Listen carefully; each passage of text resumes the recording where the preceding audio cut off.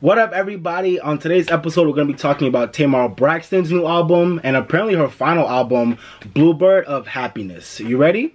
Here we go.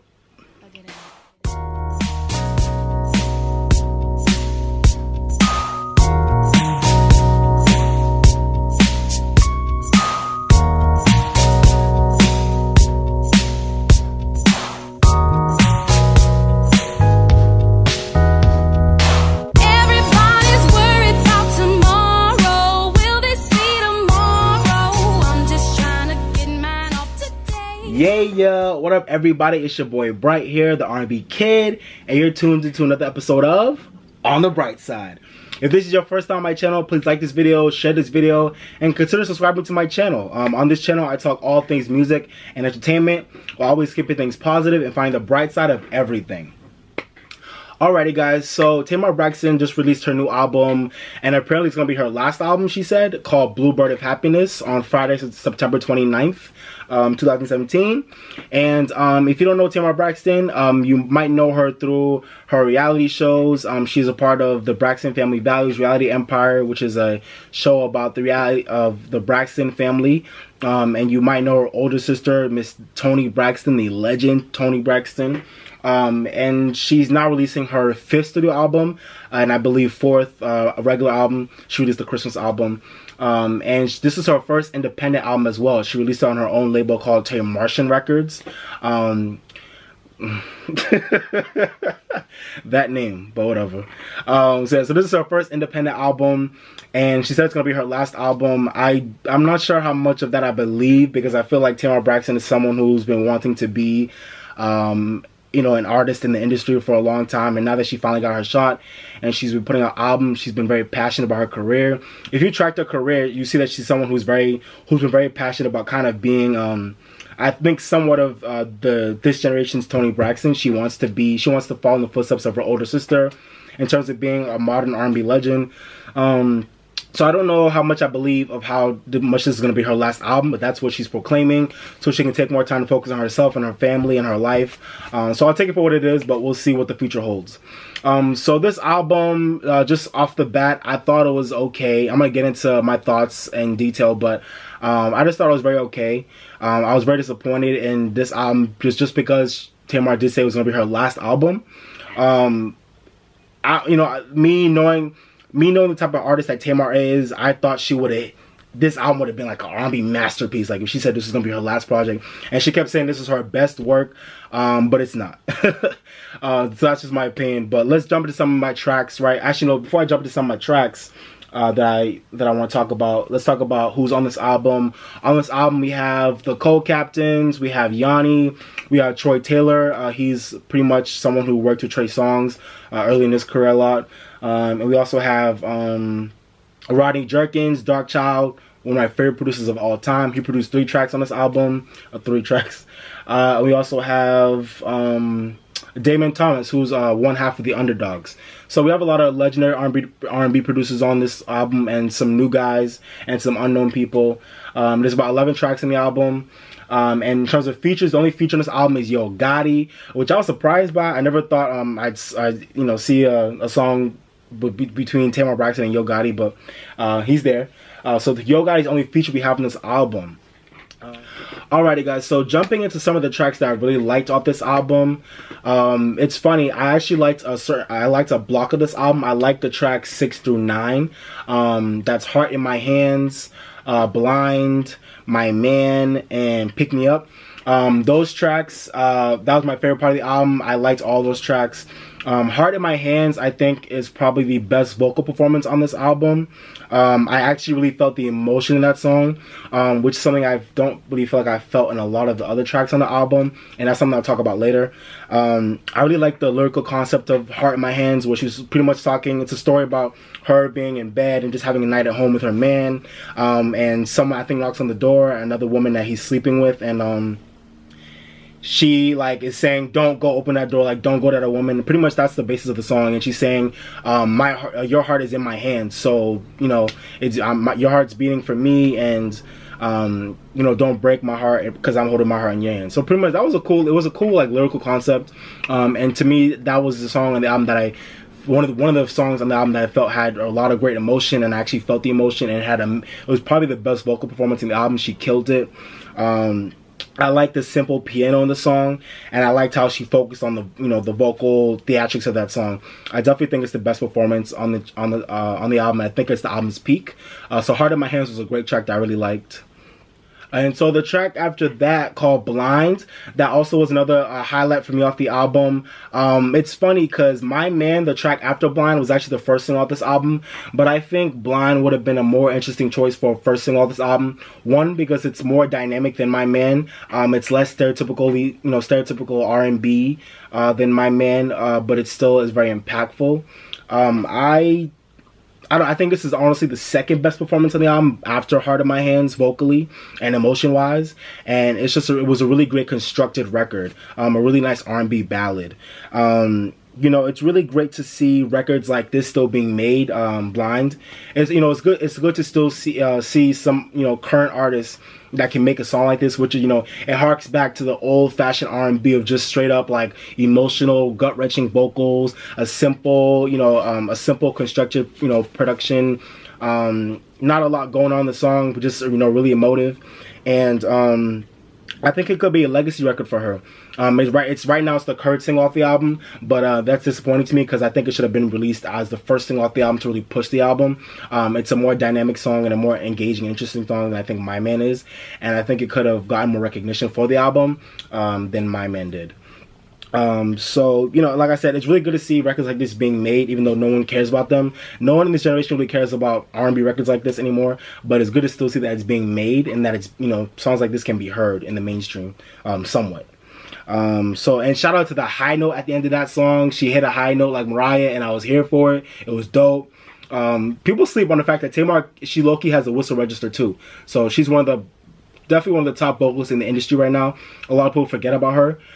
Because she's not really had a lot of success in terms of hit songs and stuff like that, but she has one of the best vocals in the industry as well.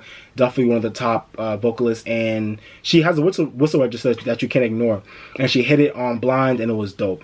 So it was also nice and refreshing to see Darkchild produce a lot of these songs in the middle that were ballads, because he's a legendary R&B producer. He's been producing songs since the 90s, but he's known for producing like really rhythmic, up-tempo R&B songs. You might know him. He produced The Boy's Mind for Brandy and Monica, and a lot of legendary R&B songs. He produced Say My Name for Destiny's Child. Just so many like legendary R&B songs, but all those songs had a bounce to them. They were really up-tempo.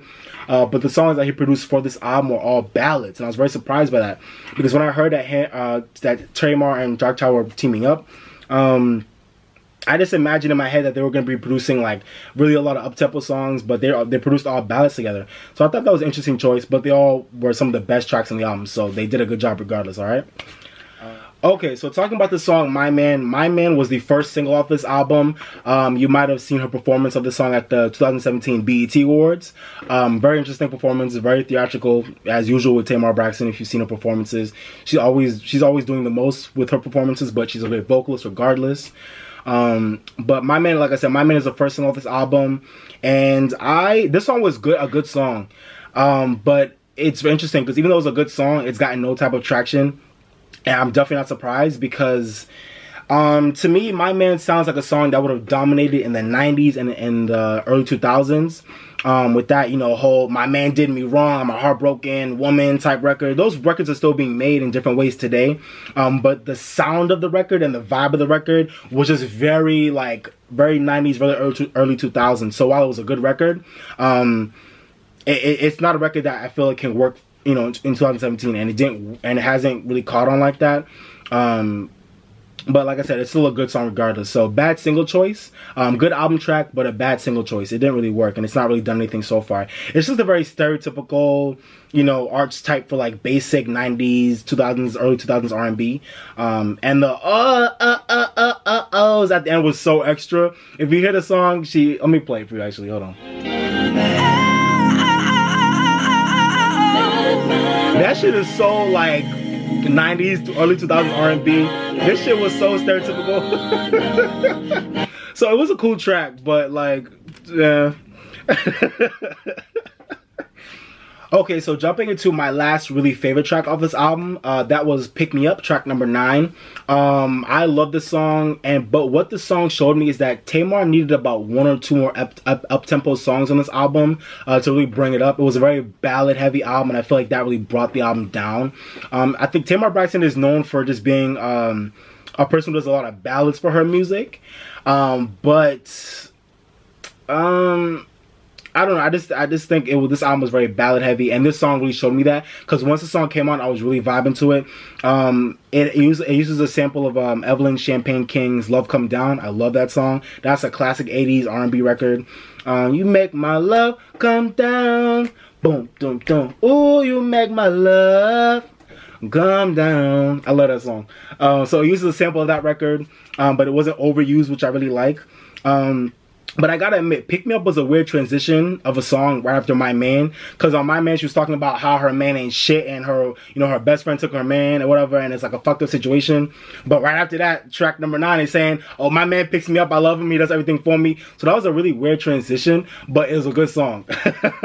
So "Pick Me Up" was another one of my favorites off this album. That song was a low-key bop.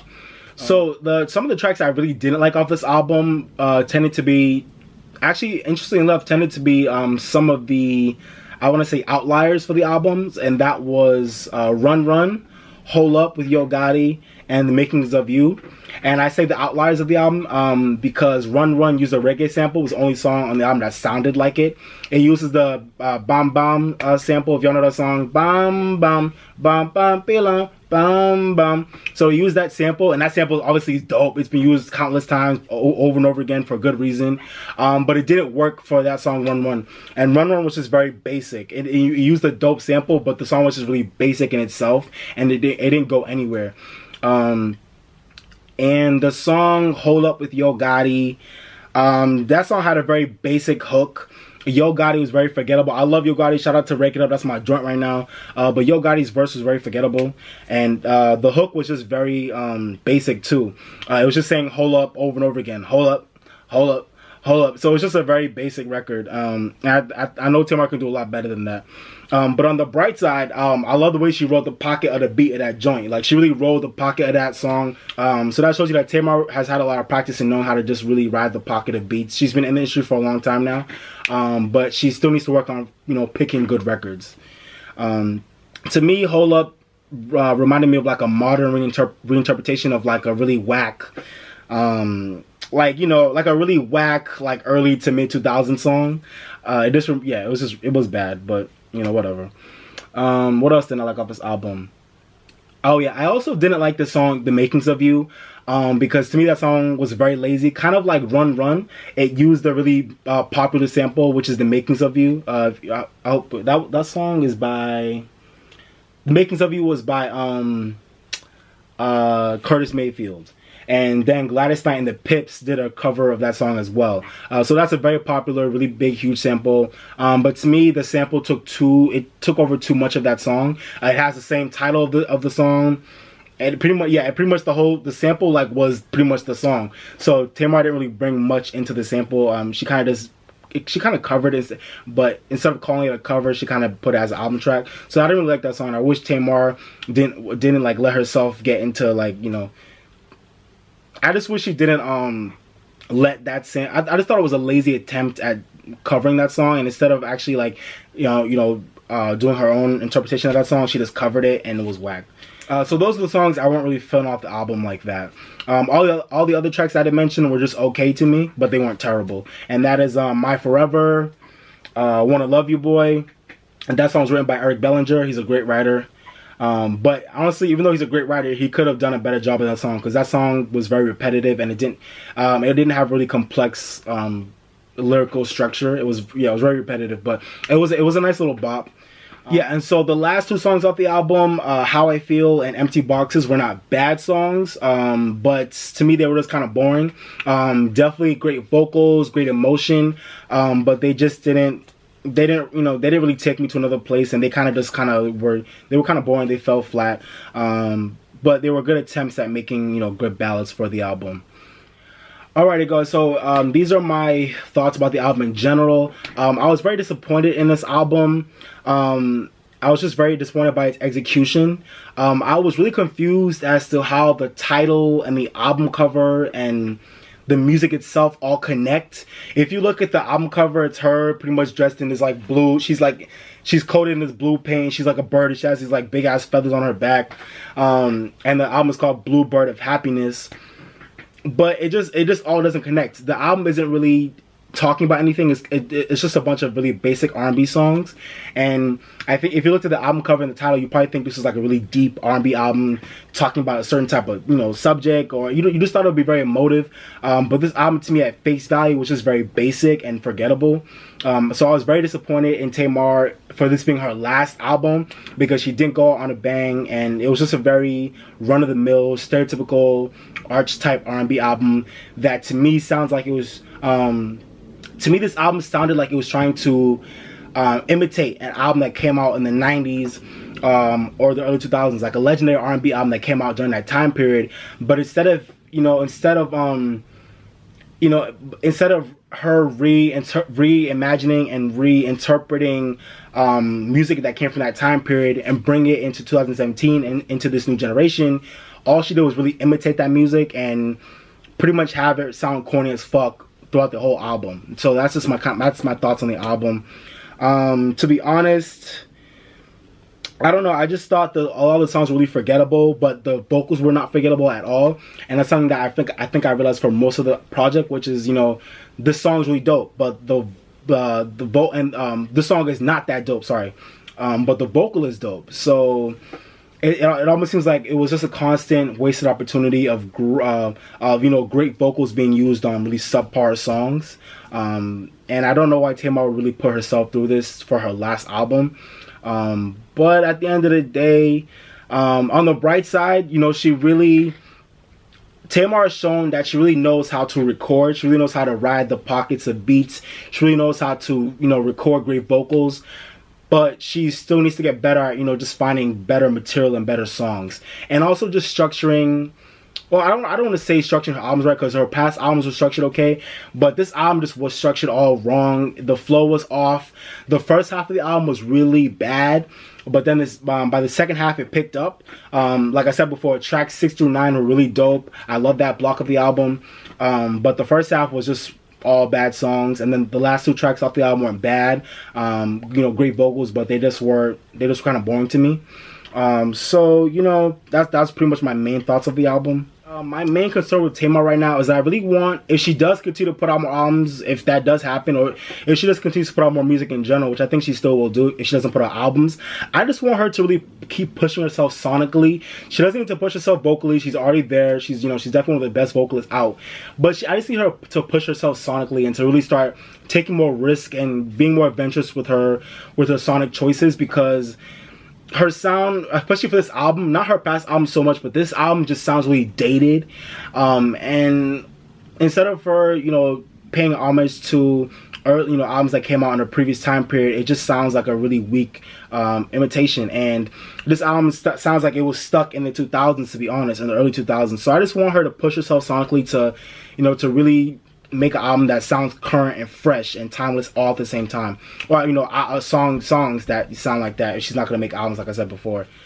Yeah, so in my opinion, I really think her previous album, Calling All Lovers, was her peak. I think that was her best album from head to toe. This had so many gems on it. It was a great R&B record. It had so many good songs, and it was really slept on when it came out, and it wasn't really recognized, but I think that was her best album. And it's sad that she's calling Bluebird of Happiness her best work, but really, in my opinion, her previous album, Calling All Lovers, was her best album. That album had so many good songs. Broken Record, I Love You, Love It, Must Be Good to You, Simple Things, If I Don't Have You. So many good songs on the album.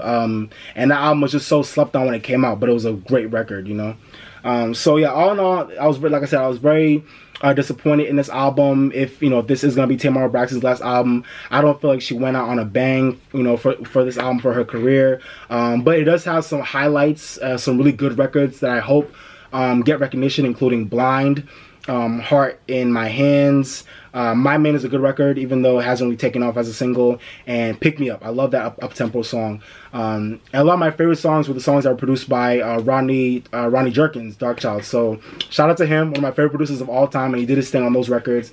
But a lot more bad records and more bad records than good records, you know. So all in all, I give this album a 2.5 out of 5. It was a little bit less than average, and I feel like she could have done a lot better to really execute this project in a more seamless way. Yeah, so those were my general thoughts about the album. Let me know what you thought about the album in the comment section. Let me know if you liked the album, if you didn't like the album. Let me know what were your favorite tracks, what were your least favorite tracks. Let me know if you disagree with my review or if you agree with my review. I'd love to hear your feedback. And just thank you for watching, guys, alright?